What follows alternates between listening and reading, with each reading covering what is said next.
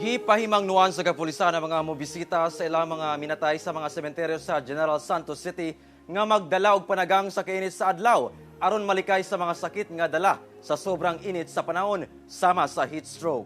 Ano yung report ni Justoni Humamil? Gawas sa pagbantay sa seguridad, gitutukan sab karon sa mga personahe sa Regional Medical and Dental Unit 12 ang pagsiguro sa panglawas sa mga tao nga mobisita sa ilang mga minatay sa nagkadaiyang sementeryo sa General Santos City.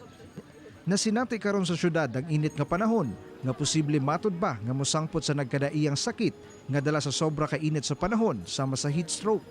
Dinhi sa Antonio Acharon Memorial Park, gawas sa kapin 30 ka mga police personnel sa Police Station 7 o PRO 12, nagaroving sab ang pipila ka mga personahe sa RMDO 12. Kini aron ipahibalo sa mga miduaw kung unsay angay buhaton aron malikay sa heat stroke.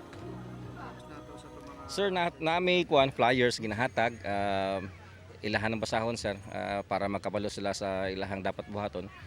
First and foremost sir, importante lang nga dili gid mag-direct sunlight. Nya magdaldala gid og pang-hydrate tubig.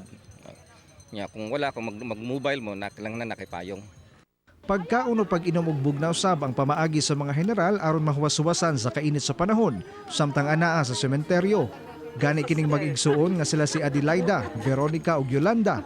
Nagkaon na lang sa og ice cream ug nagpalandong na lang sa. Ma'am, so karon init gid kaayo, so unsay mga pamaagi nato para maano sa kainit? Kaon og ice cream para muwang sang init sa kayo labi na nga karong panahon na delikado gid ang mga high blood ba kinahanglan. Samtang kining si Maribel nagsuot gayud og jacket, igo lang sab siya nagdagkot og kandila dinhi sa dakong cross ug naghalad og pag-ampo dayon miuli na. Grabe kay sir, wala na gani nagtabo na ko tanan kay sobra kainit, di na mailhan ang among mga nawong diri. Sumala sa RMDO 12, andam ang ilang mga personahe sa pagresponde kung dunay mga emerhensiya. Hinuon sukad October 31, walay natala nga insidente sa mga mibisita nga dunay na sinating health issues ato sa ilang pagbisita. So gina-anticipate na mga ready na miana sir. Actually we have an ambulance naka-deploy karon diri sir.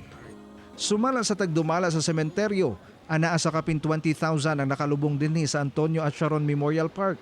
As of 10 a.m. November 1, gibana-bana ang anaa sa kapin libo ang mibisita sa sementeryo ug lauman pa ang pagdagsa niini sa November 2. Kauban si Bong Vicencio sa kamera.